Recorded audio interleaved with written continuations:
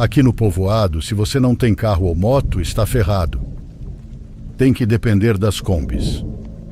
Elas prestam um serviço péssimo, mas não tem outra opção. Se você quer descer até o povoado ou ir ao centro, existem trechos onde é impossível caminhar. De um lado tem o barranco e do outro nem deixaram calçada. Não há por onde passar a pé. Às vezes elas demoram uma eternidade para aparecer e, outras vezes, passam todas juntas. Às vezes você consegue lugar para sentar, outras vezes precisa ir em pé, sendo jogado de um lado para o outro nas curvas e esbarrando nas outras pessoas. Uma vez cheguei ao ponto e havia umas 20 pessoas esperando. O que me chamou a atenção foi o silêncio. Ninguém dizia nada, ninguém nem sequer mexia no celular. O ambiente parecia estranho. Acabei soltando um palavrão de raiva ao ver tanta gente. No mesmo instante, todos viraram para me olhar. Não disseram nada, apenas me encararam. 10 minutos depois chegou a primeira Kombi. Levou apenas 4 pessoas. 12 minutos mais tarde passou a segunda, que levou 6. Depois se passaram outros 15 minutos até chegar a terceira. Essa levou todo o resto, menos eu. Já não cabe mais, disse o motorista antes de fechar a porta. Fiquei ali parado, vendo as lanternas traseiras vermelhas da terceira Kombi desaparecerem na curva. O silêncio que ficou depois foi imediato e pesado.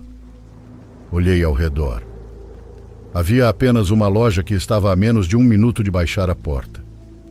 Fora isso, não havia nenhuma luz de casa por perto. Eu não sabia se viria outra Kombi. A essa hora, os motoristas já querem ir para casa. O último que passou nem sequer fez sinal de que viria algum colega atrás. Comecei a ficar desesperado. O frio parecia aumentar. Ficar sozinho num ponto de estrada de um povoado às 10 da noite faz você se sentir como se fosse a última pessoa na terra. Comecei a caminhar alguns passos, impaciente, chutando a terra e torcendo para não ter que ficar ali até o amanhecer. Ou pior, ter que arriscar caminhar pela beirada do precipício. 3 minutos depois ouvi o som distante de um motor. Um par de faróis amarelados iluminou a curva. Senti como se a alma voltasse para o meu corpo. Fiz sinal com força, quase me colocando na frente do veículo. O motorista não teve outra escolha além de parar. Assim que a porta corrediça se abriu, fiquei 1 segundo imóvel. O interior não tinha a luz branca ou amarelada de sempre. Em vez disso, havia uma daquelas luzes neon que banhava tudo com um brilho púrpura, elétrico e escuro. A luz fazia qualquer coisa branca, minha camisa, os fios dos bancos, a poeira do chão, brilhar com um tom violeta fosforescente, mas deixava os rostos mergulhados em sombra. Eu teria me sentido muito estranho e desconfortável se a Kombi estivesse completamente vazia. Mas por sorte não estava. Lá nos últimos bancos, encostada na janela, dava para distinguir a silhueta de uma senhora. O brilho púrpura marcava o perfil do rosto dela, mas os olhos pareciam afundados, como se fossem 2 poços pretos. Dei boa noite. O motorista respondeu com voz firme e forte. Ela respondeu com um fio de voz quase inaudível. Não fui me sentar ao lado dela, mas fiquei perto. Aquela luz roxa fazia com que tudo lá fora, a noite e a estrada, parecesse ainda mais irreal. O trajeto era longo, normalmente de 45 minutos a 1 hora, dependendo do trânsito. Mas como já eram 10 da noite, calculei que chegaríamos em uns 40 minutos. Por mais que os motoristas queiram correr, naquelas curvas não dá para ir rápido. Não tínhamos nem percorrido 2 quilômetros quando comecei a cochilar. Eu não queria dormir. Já tinha acontecido 2 vezes de eu passar do ponto, ter que pagar outra passagem ou caminhar mais 1 hora a pé. Mas o sono estava pesando de uma forma horrível. Se quer saber minha opinião, tentar se manter acordado quando você está quase dormindo é a pior sensação do mundo. A senhora lá atrás me disse para dormir, que me avisaria quando chegássemos. Agradeci e tentei resistir, mas estava me custando a vida. Dormi por alguns segundos, mas logo abri os olhos de novo. De repente, senti alguém tocar meu ombro. A senhora disse que eu descansasse, que ainda faltavam uns 40 minutos e que me acordaria exatamente onde eu precisava descer. Então me entreguei ao sono de verdade. Em algum momento, um movimento brusco da Kombi me trouxe de volta. Abri os olhos e olhei pela janela, mas tudo estava completamente escuro. Entre a confusão e a escuridão, senti um medo repentino, porque não reconhecia nada do que aparecia lá fora. Então senti, pela terceira vez, a mulher se aproximar por trás do meu banco. "Ainda não chegamos", ela disse ao meu ouvido. "Dorme mais um pouco. Eu te aviso quando for a hora." E voltei a dormir. Em certo momento ouvi o barulho da porta da Kombi batendo. Mesmo no sonho percebi o som, o que me sacudiu e me fez perceber que eu estava sonhando. Por um momento tive consciência de que tinha adormecido sentado no transporte. Também percebi que a porta tinha sido aberta porque provavelmente alguém tinha descido. Naquele ponto do caminho ninguém mais subia. A senhora tinha descido. Foi isso que registrei primeiro. Na mesma hora senti um peso cair no estômago. Eu nunca tinha dito a ela onde precisava descer. Pior ainda, como ela iria me acordar se já não estava mais ali? Acordei apavorado, com o coração batendo forte contra as costelas. A primeira coisa que notei foi o silêncio. O veículo não estava em movimento. Não havia som de motor nem de pneus rodando no asfalto. Depois percebi outra coisa. Eu não estava sentado. Eu estava deitado. Levantei de um salto, tateando na escuridão. Aos poucos comecei a reconhecer as sombras, o cheiro dos lençóis e os móveis. Eu estava no meu quarto. Estava na minha cama. "Dorme mais um pouco, eu te aviso quando chegarmos." Ouvi claramente aquela voz horrível bem ao meu lado. Mas quando olhei, não havia ninguém. Saltei da cama com o coração disparado e o corpo encharcado de suor. Além de ter aparecido na minha cama, eu ainda estava com a roupa do dia inteiro. Vocês têm noção que eu estava até com os sapatos? Me roubaram. Foi a primeira coisa que pensei, sentindo um frio na espinha. Comecei a apalpar os bolsos desesperadamente, procurando minha carteira ou meu celular. Nada. Estendi a mão e acendi a luz. Lá estavam eles. A carteira descansava na mesa de cabeceira e o celular estava conectado ao carregador. Isso só me deixou mais preocupado. Eu nunca fazia aquilo. Sempre dormia com o telefone debaixo do travesseiro. Olhei a hora. Eram 3 da manhã. Fiquei deitado olhando para o teto, tentando forçar minha memória a lembrar de alguma coisa. Como diabos eu cheguei em casa? A última coisa que eu lembrava era de ter adormecido no banco da Kombi com o som do motor ao fundo. Eu não lembrava de ter descido. Não lembrava de ter pago a passagem. Muito menos me lembrava de ter caminhado os 700 metros que existem entre o ponto e a minha casa. No dia seguinte, perguntei à minha mãe. Ela disse que não percebeu a que horas eu cheguei. Ela ficou acordada me esperando até 1 da manhã e, como eu não aparecia, foi se deitar. Disse que se levantava de vez em quando para olhar no meu quarto.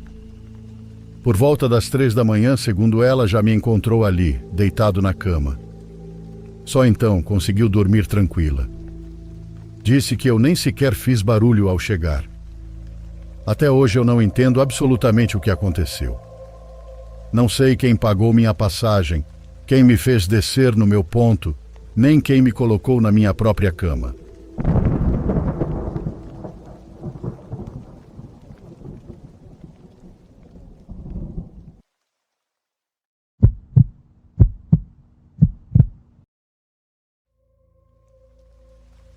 Fiquei mal depois disso. Até hoje, se dá 10 da noite e eu ainda estou no armazém, começo a ficar nervoso. Já não consigo me concentrar, fico irritado e só quero sair dali. Me dá muita ansiedade pegar o último ônibus. Às 11 sai a última viagem e eu tento evitar isso a qualquer custo. Antes isso não acontecia comigo, mas é que alguma coisa deve ter acontecido naquela noite, não é? Além de eu ter saído tarde, também estávamos indo muito devagar. Deu meia-noite e ainda não tínhamos chegado nem na metade do caminho. A estrada estava fechada por causa de um acidente e não saíamos do lugar. Passavam intervalos de 10 minutos em que o ônibus ficava completamente parado. O motorista estava desesperado. Eu o via colando o veículo sempre para a direita, procurando algum lugar por onde sair da via. Em certo ponto, a barreira de contenção terminou e ele saiu por ali. O ônibus começou a dar uns solavancos horríveis atravessando um tipo de vala. Até aquele momento, o ambiente dentro do ônibus era insuportável. Estávamos tão apertados que dava para sentir o calor do corpo subindo. Assim que saímos da estrada, começou a entrar um ar frio pela janela, que refrescou o ambiente. Pegamos uma estrada de terra. Não estou mentindo. Devíamos estar a uns 80 km por hora. O motorista não tirava o pé do acelerador. De repente, o caminho acabou. Como estava muito escuro, o cara não percebeu a tempo e deu uma freada seca. O ônibus ficou parado na beira de um canal. Houve silêncio por alguns segundos, depois o motorista se virou, perguntou se estávamos bem e pediu desculpas. Jurou que não tinha visto que o caminho terminava ali. A gente ficou assustado e começou a se benzer na escuridão. O motor apagou. O motorista tentou ligar algumas vezes, mas o ônibus não quis pegar. Então ele pediu que todos nós descêssemos para ajudar. Primeiro precisávamos empurrar o ônibus de ré para tirá-lo da beirada. Nos colocamos entre o canal e a lateral do ônibus. Quando empurramos, o veículo recuou um pouco, mas o terreno estava solto. Um cara quase caiu de costas na água cinza que corria pelo canal. Tentamos de novo. Depois de conseguir afastar o ônibus da beirada, a ideia era girá-lo completamente. Foi uma manobra que levou uns 25 minutos. Depois veio a última parte, empurrar para pegar embalo e fazer o motor pegar na segunda marcha. Até uma senhora mais velha, que nem parecia muito forte, começou a empurrar junto com os cabra. O motor ligou, o ônibus arrancou e começou a se mover sozinho. Mas não parou ali na frente. Foi embora. Seguiu reto, ganhando velocidade. Ficamos parados esperando que ele desse a volta em algum ponto para nos buscar. Mas não voltou. O ônibus simplesmente se perdeu lá longe pela estrada de terra, até que as luzes vermelhas desapareceram. Filho da... soltou a senhora do bastão. O grupo se desfez rápido. 3 caras que estavam juntos seguiram seu próprio caminho pela grama seca e pelas pedras, tentando voltar para a estrada por conta própria. Uma mulher começou a organizar algumas pessoas para procurar um táxi. Eu olhei o que tinha no bolso e percebi que não ia dar. Nem se dividíssemos entre 5 pessoas. As contas simplesmente não fechavam. Pouco a pouco todo mundo foi se dispersando e eu fiquei sozinho na escuridão. Peguei o celular. 2% de bateria.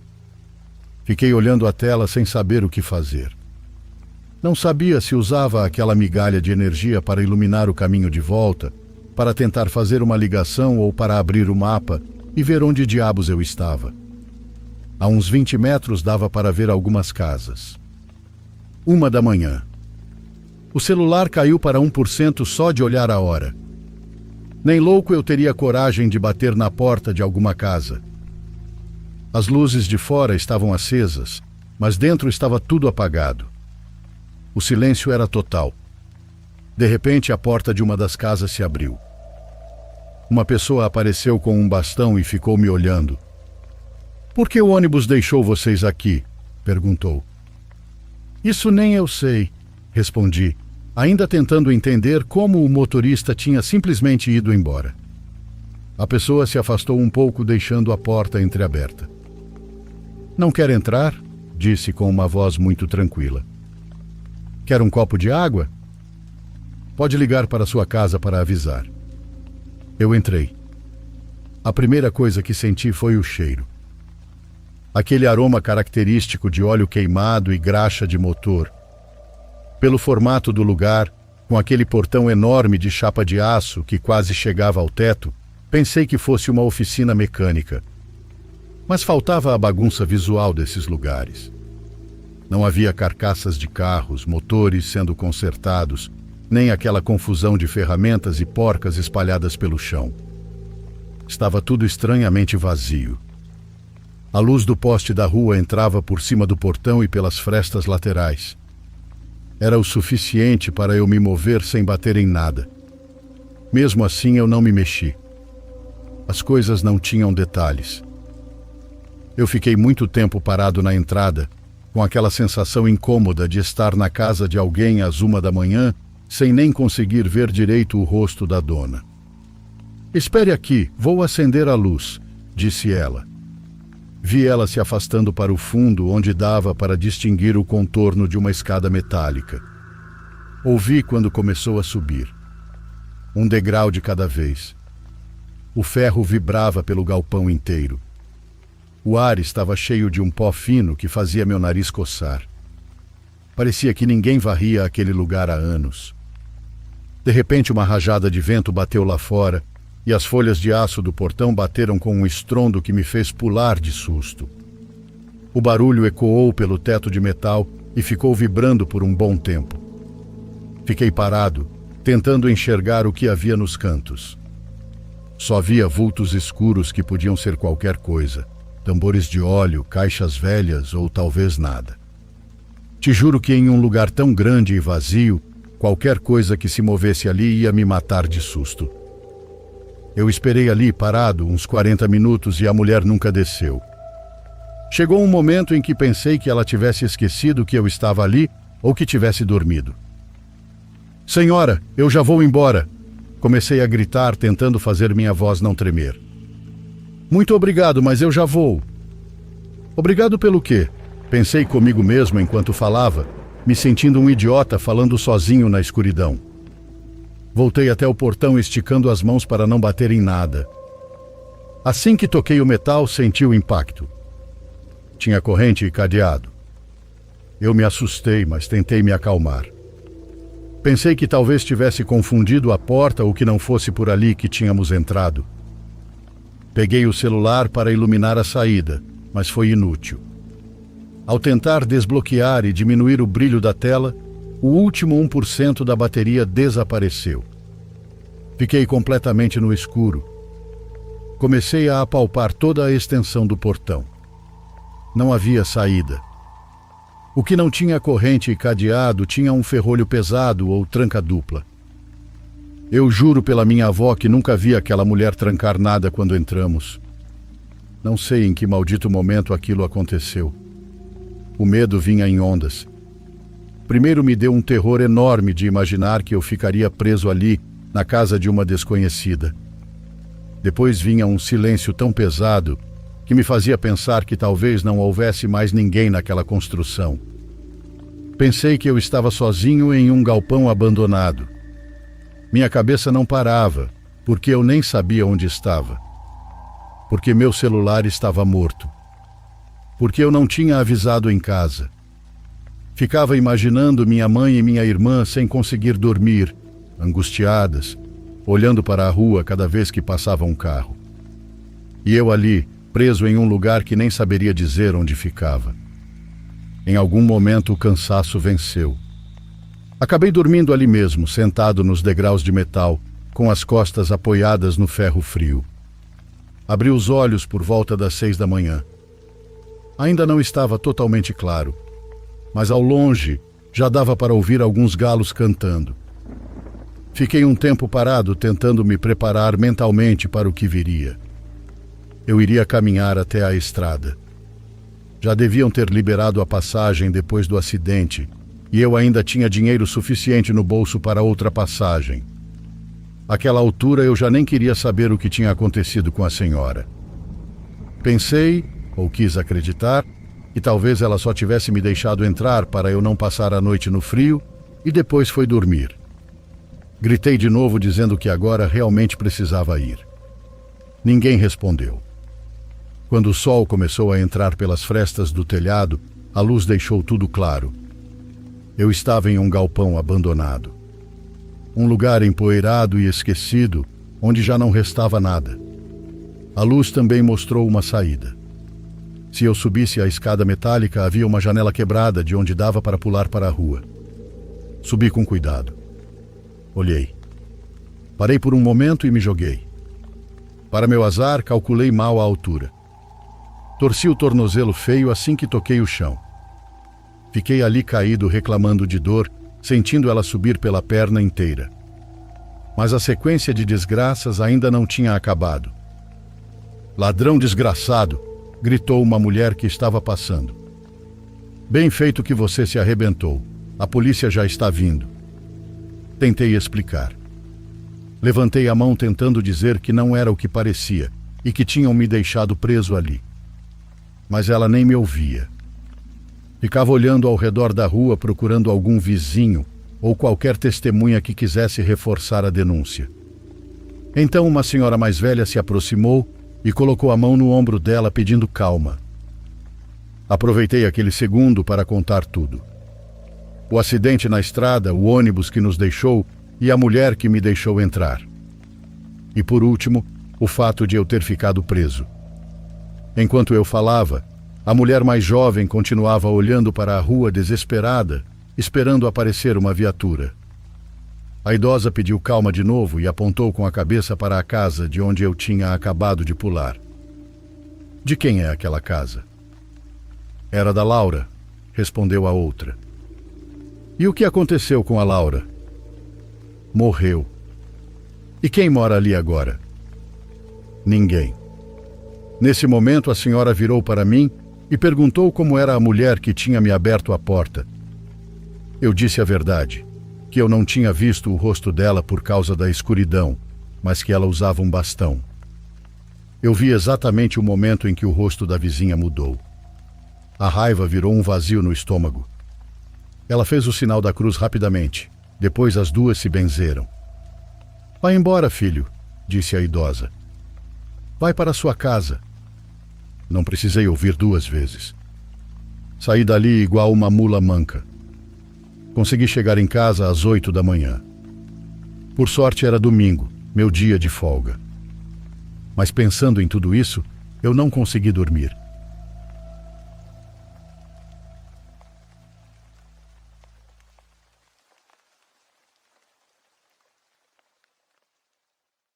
Por favor, curta e se inscreva se você estiver gostando. Agora continuamos.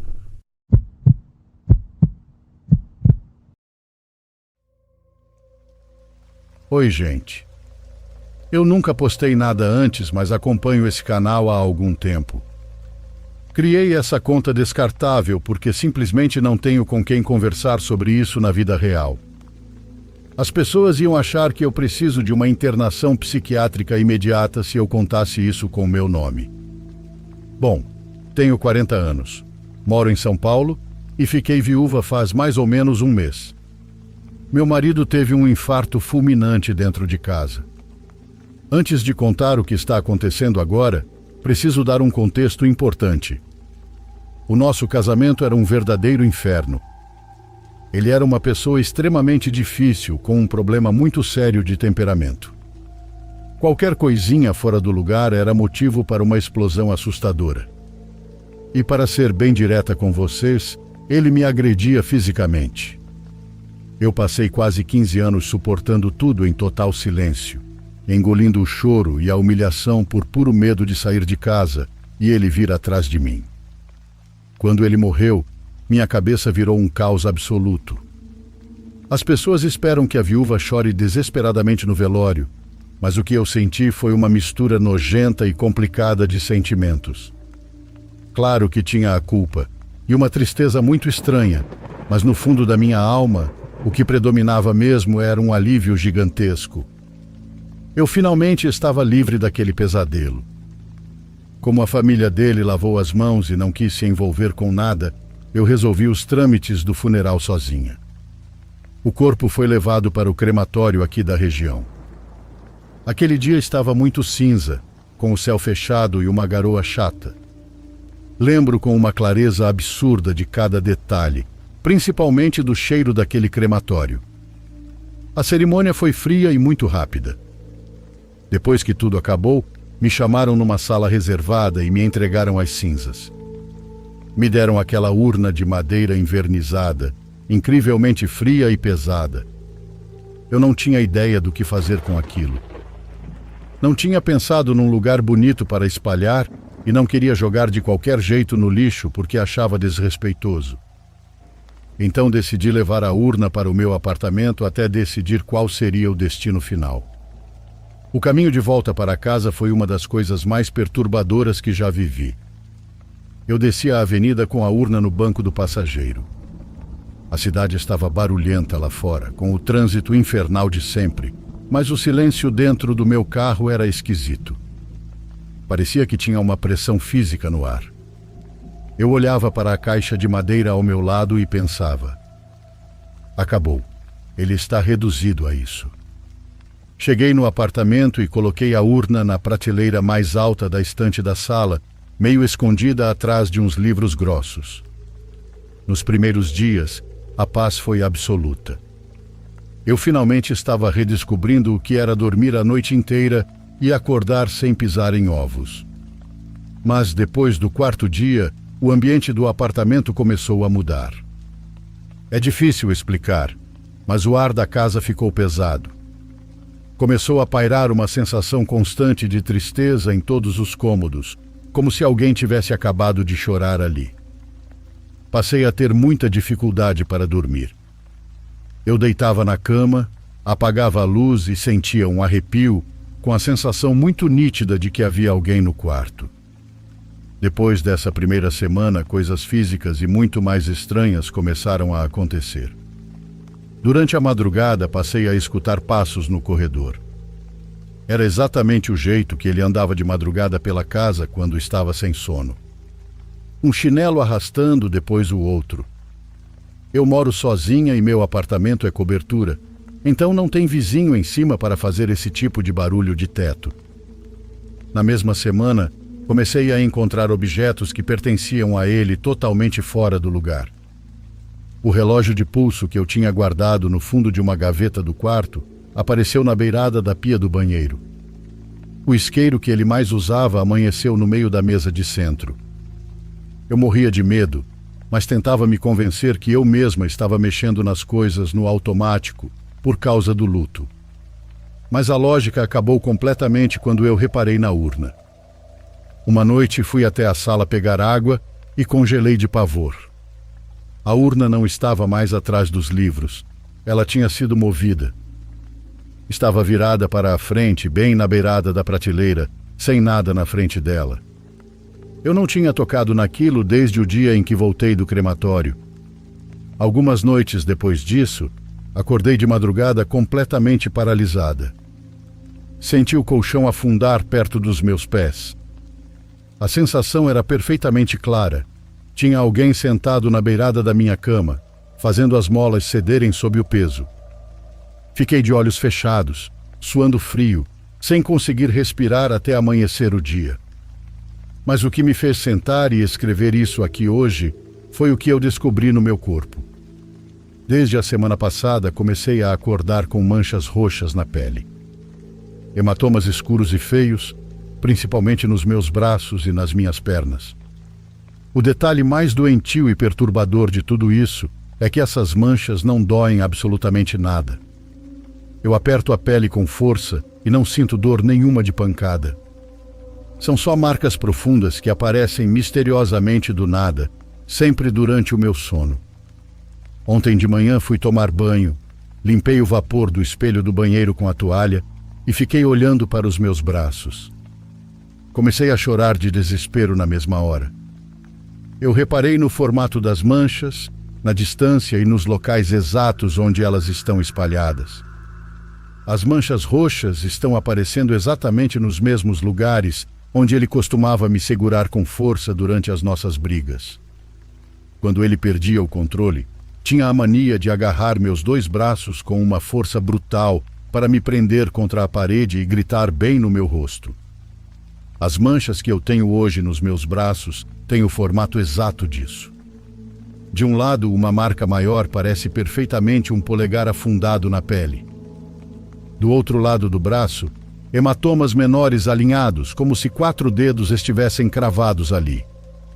As marcas nas minhas coxas são exatamente nos mesmos pontos onde ele apertava com violência para me imobilizar quando eu tentava me defender. Estou digitando isso agora no sofá, tremendo e olhando para os cantos da sala. O formato das manchas está ficando mais escuro e mais nítido a cada dia que passa. Parecem literalmente marcas de dedos. A minha cabeça tenta gritar desesperadamente que isso deve ser psicológico e que o trauma que vivi todos esses anos foi tão avassalador. Será que a culpa pelo meu próprio alívio está criando essas marcas para me punir? Eu li na internet que o estresse e o luto podem causar reações físicas extremas, mas até esse ponto? Um cérebro traumatizado consegue romper vasos sanguíneos debaixo da pele no formato perfeito de agressões antigas só usando a memória? Eu quero muito acreditar na ciência, mas o ambiente da minha casa está cada dia mais gélido. Olho para aquela urna na estante da sala e tenho a sensação de que ele ainda está aqui. Ele não foi embora de verdade. Alguma coisa daquele homem maldito voltou comigo.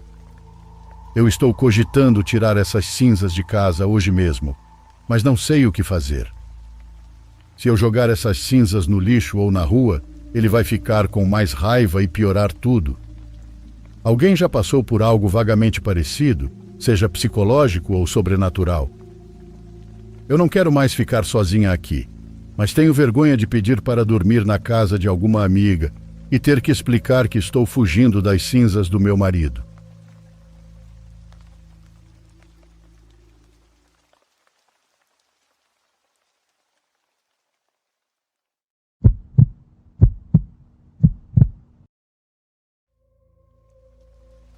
Isso aconteceu comigo há cerca de 15 anos, quando eu trabalhava como entregador para uma franquia de sushi aqui em Bogotá.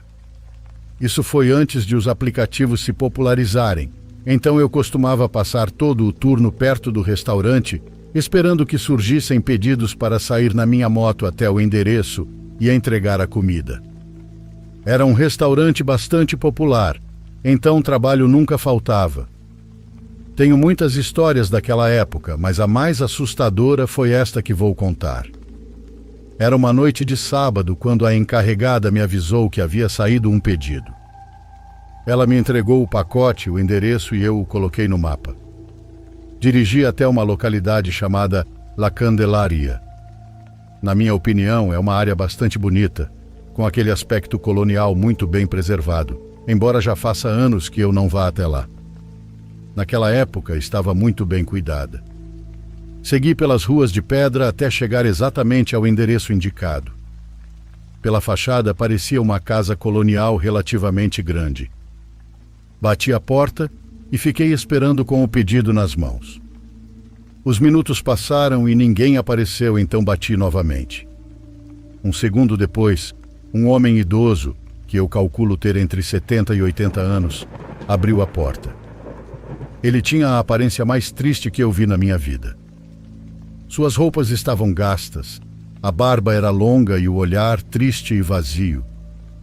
Eu cuidei do meu avô durante muitos anos e sei, por experiência própria, que muitas pessoas idosas começam a precisar de ajuda até para as coisas mais básicas. Imediatamente pensei que aquele pobre senhor não tinha ninguém que cuidasse dele e senti muita pena.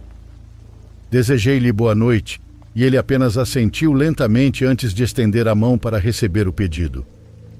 Entreguei a comida e ele tirou do bolso um maço de notas que pareciam bastante novas. Pagou o valor do pedido e ainda me deu uma gorjeta em papel. Agradeci e o senhor apenas me devolveu um sorriso tranquilo antes de voltar para dentro de casa com a comida e fechar a porta silenciosamente. Voltei para o restaurante pensando naquele senhor.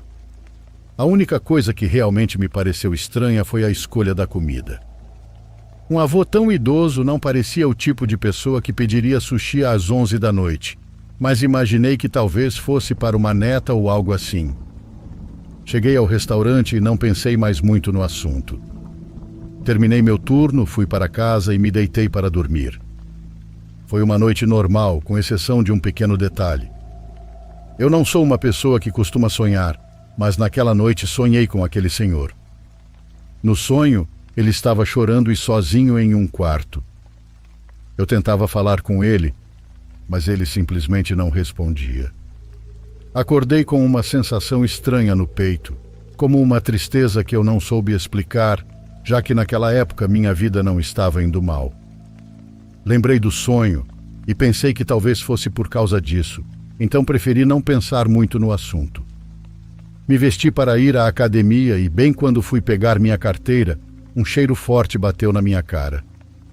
No primeiro momento não pensei que o cheiro viesse da minha carteira, e sim imaginei que pudesse ser da tubulação ou algo assim. Revisei ao redor tentando encontrar a origem do cheiro, mas não encontrei nada. Até que peguei minha carteira novamente.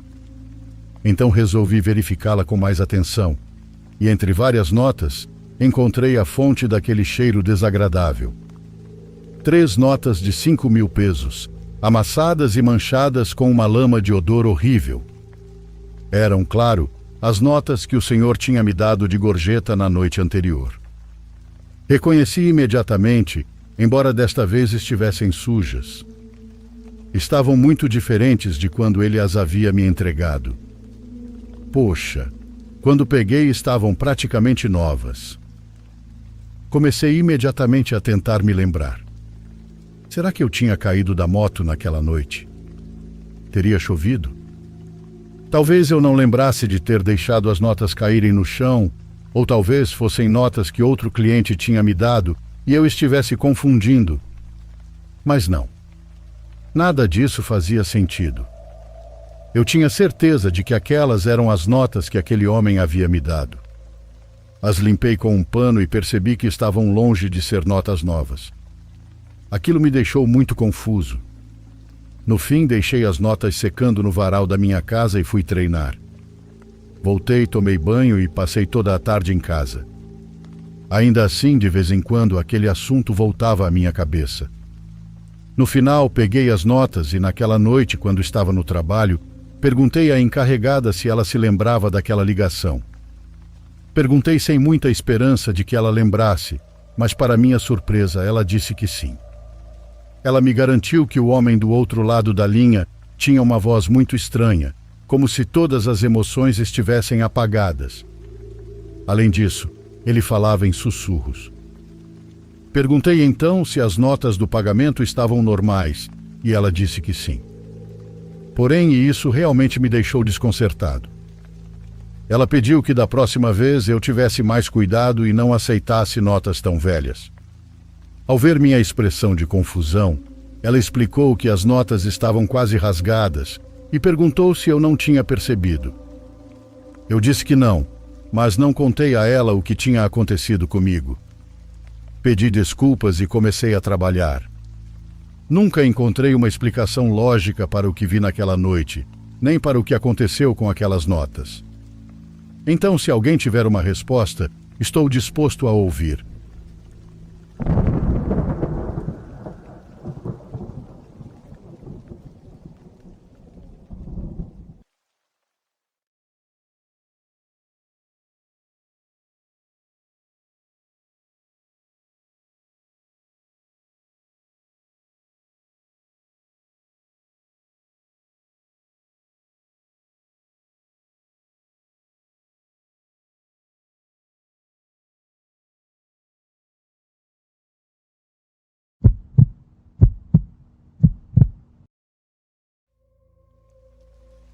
Era início de fevereiro, quando minha namorada e eu tentávamos voltar para a capital.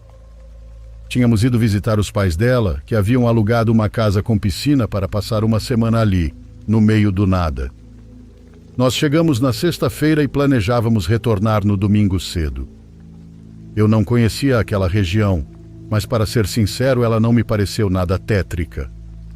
Apesar da casa ficar bastante afastada do povoado durante a noite, além dos sons dos animais, às vezes se ouvia gritos de pessoas ao longe ou algo assim. Parecia como se estivessem brincando ou talvez se machucando. Mas não sei. Acho que ninguém quis dar muita atenção a isso. O estranho era que não havia casas por perto, mas meu sogro me disse que naquele tipo de lugar as vozes das pessoas viajavam muito mais longe do que na cidade. Talvez estejam a quilômetros daqui e o eco traz as vozes até aqui, ele disse. No domingo estávamos nos preparando para sair cedo e voltar para a cidade, mas várias coisas aconteceram e acabaram adiando nossa partida. Primeiro, uma tempestade que começou ao amanhecer e durou horas. Depois, perto do meio-dia, o portão por onde os carros saíam simplesmente travou. Foi muito difícil conseguir abri-lo novamente. Pouco depois, minha namorada começou a passar mal e vomitou bastante. Era como se o destino não quisesse que deixássemos a casa, ou como se quisesse nos obrigar a sair apenas à noite. Não sei. O fato é que já passava das 7 da noite quando finalmente conseguimos partir. Meus sogros tentaram nos convencer a não viajar naquele horário, mas na segunda-feira cedo nós dois tínhamos trabalho e estudos. Não havia outra opção. Não tinha como voltar atrás. Saímos quando a noite já começava a cair, mas ainda não estava completamente escuro. Queríamos nos apressar para alcançar a estrada antes que escurecesse de vez. Tínhamos avançado apenas alguns quilômetros quando minha namorada fez um som estranho de susto. Ela não chegou a gritar. Foi como se tivesse perdido completamente o ar. Aquilo me assustou. Preocupado, perguntei o que estava acontecendo. Sem conseguir falar, ela apenas apontou para a frente, lá adiante, um pouco mais alto. Ao longe, consegui ver algumas árvores altas por onde teríamos que passar. E também vi algo mais. Sobre elas, avançando como se estivesse pela própria estrada, havia uma mulher com um vestido azul. Era um azul um pouco mais intenso que o do céu, que já começava a escurecer com a chegada da noite. Lembro perfeitamente que, mesmo à distância, notei a posição completamente antinatural dos braços dela. Estavam estendidos para os lados, mas os pulsos pareciam dobrados para trás, como se estivessem quebrados. As pernas não era possível ver. É só um balão, eu disse de maneira bastante tola, tentando tranquilizar minha namorada. Mas é claro, não tivemos coragem de continuar por ali. Não tivemos coragem de passar por baixo daquela coisa. Naquele momento, com muita dificuldade, fiz o balão e voltamos para a casa dos meus sogros. Ficamos com muita vergonha de contar o que tínhamos visto, então apenas dissemos que a tempestade tinha deixado o caminho intransitável. Se apenas um de nós tivesse visto aquilo, acho que poderíamos acreditar que foi imaginação. Todavia, nós dois vimos a mesma coisa. Exatamente a mesma coisa. Uma mulher flutuando sobre a estrada. Naquela noite, aqueles gritos voltaram a ser ouvidos lá de longe. Mas dessa vez, depois do que tínhamos visto, foi muito pior para dormir.